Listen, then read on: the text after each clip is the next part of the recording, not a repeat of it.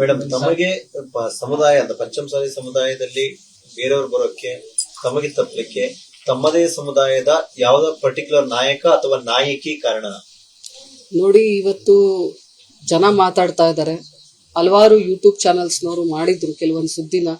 ಅದು ನನಗೂ ಕೂಡ ಅದ್ರ ಮಾಹಿತಿ ನಾನಿನ್ನ ವಿಶ್ಲೇಷಣೆಗಳು ಮಾಡಬೇಕು. ನಾವು ಯಾರ ಮೇಲೂ ಕೂಡ ಇವತ್ತು ನೇರವಾಗಿ ಹೇಳೋದಕ್ಕಾಗಲ್ಲ.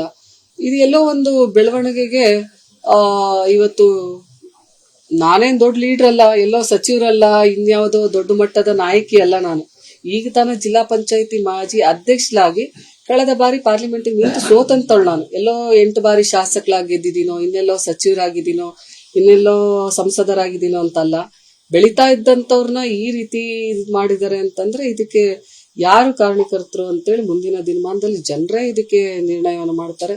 ಮುಂದಿನ ದಿನಮಾನದಲ್ಲಿ ಎಲ್ಲದಕ್ಕೂ ಕೂಡ ಜನರು ಉತ್ತರ ಕೊಡ್ತಾರೆ. ಜನ ಎಲ್ಲವನ್ನ ಕೂಡ ಸಭೆಯಲ್ಲಿ ತಮಗೆ MLC ಮಾಡಬೇಕು ಅನ್ನುವಂತ ಒತ್ತಾಯ ಕೂಡ ಕೇಳಿ ಬಂದಿದೆ.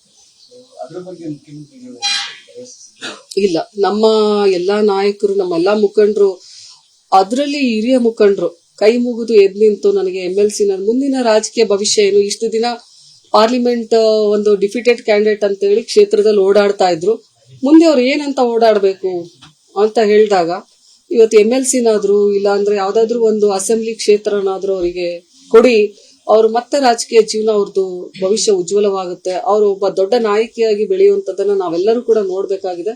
ಅವರ ಸೇವೆ ನಮಗೆ ಬಹಳ ಮುಖ್ಯ ಅಂತ ಹೇಳಿದಾಗ ಮಾನ್ಯ ಅಲ್ಲಿದ್ದಂತ ಎಲ್ಲ ನಾಯಕರು ಮಾಜಿ ಜಿಲ್ಲಾ ಪಂಚಾಯತಿ ಅಧ್ಯಕ್ಷರು ಅಂದ್ಕೊಂಡು ಓಡಾಡ್ಲಿ ಈಗ ಸದ್ಯಕ್ಕೆ ಈಗ ಯಾವುದನ್ನು ಕೊಡಕ್ಕಾಗಲ್ಲ. ಮುಂದಿನ ದಿನಮಾನದಲ್ಲಿ ನೋಡೋಣ ಅಂತ ಹೇಳಿದ್ರು. ಇದು ಎಲ್ಲೋ ನನಗೂ ಕೂಡ ನೋವಾಯ್ತು. ಇವತ್ತು ಮಾಜಿ ಜಿಲ್ಲಾ ಪಂಚಾಯತಿ ಅಧ್ಯಕ್ಷ ಇರ್ಬೋದು, ಇವತ್ತು ಸರ್ಕಾರ ಬಂದಾಗ ನಾನು ಏನು ಕೇಳಿಲ್ಲ. ಇವತ್ತು ನಮ್ಮೆಲ್ಲ ಮುಖಂಡರು ಹಿರಿಯರು ಕೇಳಿದಾಗ ಏನಾದ್ರೂ ಒಂದು ನಿಲುವು ತಗೋಬೋದಾಗಿತ್ತು. ಇವತ್ತು ನಾನು ಅವ್ರಿಗೆ ಹೇಳ್ದೆ, ಕೈ ಮುಗಿದು ಕೇಳುವಂತ ಅಗತ್ಯ ಇಲ್ಲ, ನಾನೇ ಪಾರ್ಟಿಯಲ್ಲಿ ಇರುವಂತ ಎಲ್ಲ ಡೆಸಿಗ್ನೇಷನ್ಗೆ ನಾನೇ ರಾಜೀನಾಮೆಯನ್ನ ಕೊಡ್ತೀನಿ, ಪಾರ್ಟಿ ಕಟ್ಟುವಲ್ಲಿ ಇದಕ್ಕೆ ಸಾಕಷ್ಟು ಕೆಲಸವನ್ನ ಮಾಡಿದ್ದೀನಿ, ಇನ್ನು ಮುಂದೆ ನೋಡೋಣಂತೆ.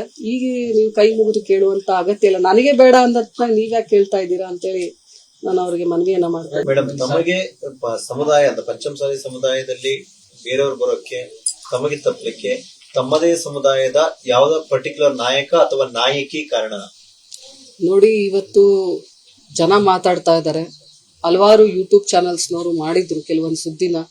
ಅದು ನನಗೂ ಕೂಡ ಅದ್ರ ಮಾಹಿತಿ ನಾನಿನ್ನ ವಿಶ್ಲೇಷಣೆಗಳು ಮಾಡಬೇಕು. ನಾವು ಯಾರ ಮೇಲೂ ಕೂಡ ಇವತ್ತು ನೇರವಾಗಿ ಹೇಳೋದಕ್ಕಾಗಲ್ಲ.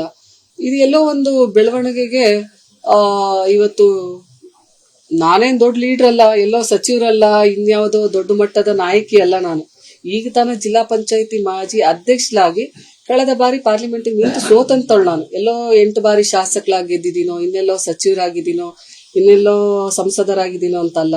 ಬೆಳೀತಾ ಇದ್ದಂಥವ್ರನ್ನ ಈ ರೀತಿ ಮಾಡಿದ್ದಾರೆ ಅಂತಂದ್ರೆ ಇದಕ್ಕೆ ಯಾರು ಕಾರಣಕರ್ತರು ಅಂತೇಳಿ ಮುಂದಿನ ದಿನಮಾನದಲ್ಲಿ ಜನರೇ ಇದಕ್ಕೆ ನಿರ್ಣಯವನ್ನು ಮಾಡ್ತಾರೆ. ಮುಂದಿನ ದಿನಮಾನದಲ್ಲಿ ಎಲ್ಲದಕ್ಕೂ ಕೂಡ ಜನರು ಉತ್ತರ ಕೊಡ್ತಾರೆ. ಜನ ಎಲ್ಲವನ್ನ ಕೂಡ ಸಭೆಯಲ್ಲಿ ತಮಗೆ MLC ಮಾಡಬೇಕು ಅನ್ನುವಂತ ಒತ್ತಾಯ ಕೂಡ ಕೇಳಿ ಬಂದಿದೆ.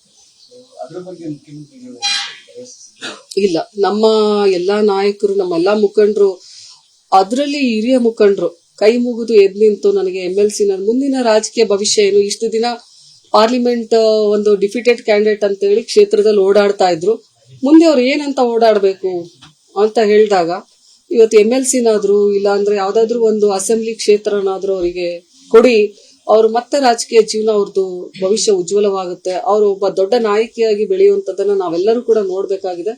ಅವರ ಸೇವೆ ನಮಗೆ ಬಹಳ ಮುಖ್ಯ ಅಂತ ಹೇಳಿದಾಗ ಮಾನ್ಯ ಅಲ್ಲಿದ್ದಂತ ಎಲ್ಲ ನಾಯಕರು ಮಾಜಿ ಜಿಲ್ಲಾ ಪಂಚಾಯತಿ ಅಧ್ಯಕ್ಷರು ಅಂದ್ಕೊಂಡು ಓಡಾಡ್ಲಿ ಈಗ ಸದ್ಯಕ್ಕೆ ಈಗ ಯಾವುದನ್ನು ಕೊಡಕ್ಕಾಗಲ್ಲ.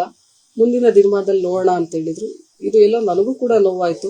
ಇವತ್ತು ಮಾಜಿ ಜಿಲ್ಲಾ ಪಂಚಾಯತಿ ಅಧ್ಯಕ್ಷ ಇರ್ಬೋದು, ಇವತ್ತು ಸರ್ಕಾರ ಬಂದಾಗ ನಾನು ಏನು ಕೇಳಿಲ್ಲ. ಇವತ್ತು ನಮ್ಮೆಲ್ಲ ಮುಖಂಡರು ಹಿರಿಯರು ಕೇಳಿದಾಗ ಏನಾದ್ರೂ ಒಂದು ನಿಲುವು ತಗೋಬೋದಾಗಿತ್ತು. ಇವತ್ತು ನಾನು ಅವ್ರಿಗೆ ಹೇಳ್ದೆ, ಕೈ ಮುಗಿದು ಕೇಳುವಂತ ಅಗತ್ಯ ಇಲ್ಲ, ನಾನೇ ಪಾರ್ಟಿಯಲ್ಲಿ ಇರುವಂತ ಎಲ್ಲ ಡೆಸಿಗ್ನೇಷನ್ಗೆ ನಾನೇ ರಾಜೀನಾಮೆಯನ್ನ ಕೊಡ್ತೀನಿ, ಪಾರ್ಟಿ ಕಟ್ಟುವಲ್ಲಿ ಇದಕ್ಕೆ ಸಾಕಷ್ಟು ಕೆಲಸವನ್ನ ಮಾಡಿದ್ದೀನಿ, ಇನ್ನು ಮುಂದೆ ನೋಡೋಣಂತೆ.